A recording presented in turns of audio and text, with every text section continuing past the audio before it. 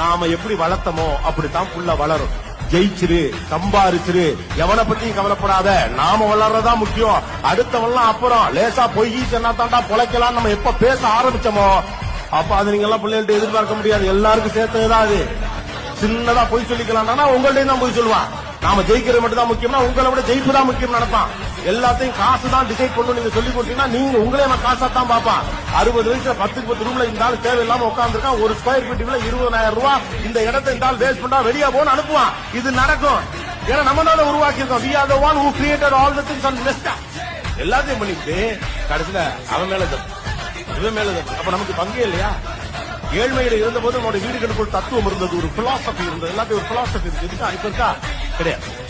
நான் எல்லா இடங்களையும் இது திரும்ப திரும்ப சொல்றேன். கடைசியாக உங்கள் பிள்ளையிடம் எப்போது பொய் சொல்லக்கூடாதுன்னு கண்டிச்சிருக்கேன். பொய் சொல்லக்கூடாதுன்னு கண்டிச்சிருப்பீங்க. எப்ப கண்டிச்சிருப்பீங்க? எங்கிட்ட பொய் சொல்லக்கூடாது.